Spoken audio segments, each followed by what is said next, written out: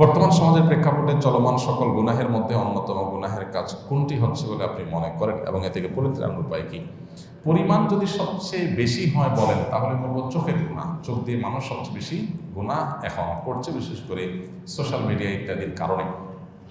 আর ভয়াবহতার বিচার যদি বলেন কোন অপরাধ ভয়াবহ অপরাধের মাত্রা আমাদের মধ্যে সবচেয়ে বেশি, তাহলে আমরা বলবো গুনাহের মধ্যে, কবিরা গুনাহের মধ্যে হারাম ভক্ষণ করা, মানুষের হক নষ্ট করা, এগুলো আমাদের মধ্যে সবচেয়ে বেশি।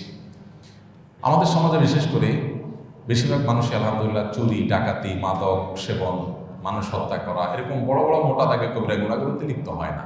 তাহলে বেশিরভাগ মানুষ যেই কবিরা গুনাহে লিপ্ত হয় সেটা হলো নামাজি হয়েও মানুষের হক নষ্ট করছে। আপনি মসজিদে আসছেন, জুতা রেখে আসছেন, একজনের জুতার উপরে আপনার জুতাটা রেখে আসছেন, আপনার জুতা কাদা দিয়ে হেঁটে এসে তার জুতার উপর রেখে আসছেন, তার জুতাটাকে ময়লা করে দিয়েছেন, আপনি তার হক নষ্ট করেছেন। আমরা খেয়াল করি না হয়তো বা রাস্তাঘাটে চলতে ফিরতে প্রতিবেশী, আত্মীয় স্বজন, কলিগ, সহকর্মী, সহযাত্রী, সহপাঠী, এমনকি মসজিদে এসেও দেখা যায় আমি পাশে মুসল্লির হক নষ্ট করছি, জোরে জোরে তেলাওয়াত করতেছি, ডিস্টার্ব হচ্ছে, এরকম নানাভাবে আমরা মানুষের হক নষ্ট করছি।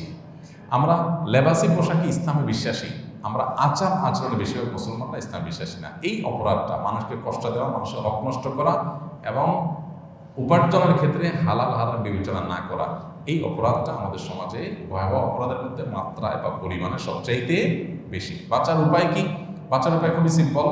এগুলো থেকে বাঁচার জন্য সংকল্প করা, এগুলোর ভয়াবহতাটা বোঝার চেষ্টা করা, যে আমরা যত নেকামল করি না কেন, মানুষের হক নষ্ট করলে, মানুষকে কষ্ট দিলে আল্লাহর কাছে ওই নেকামলের কোনো মূল্য, ভ্যালু থাকবে না।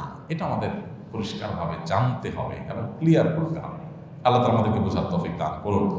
আমাদের সমাজে বেশিরভাগ মুসলমানদেরই ধারণা হলো যে আমরা নামাজ কালাম পড়লাম, রোজা রাখলাম, বস আমার হয়ে গেল।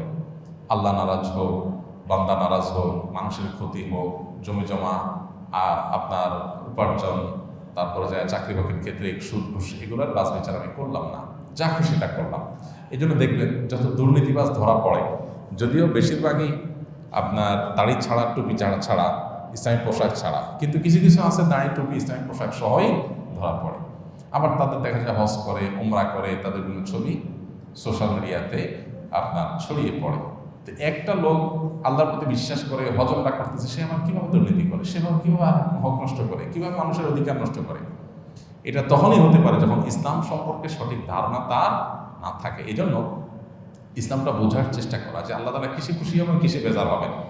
আমি চুরিদারি করে এরপরে ওইটাকে আল্লাহ রাস্তা দান করে দিলাম, হজমটা করে ফেললাম, এটাতে রিকভার হবে না। আল্লাহ আমাদেরকে ইসলামটাকে বোঝার তৌফিক দান করুন।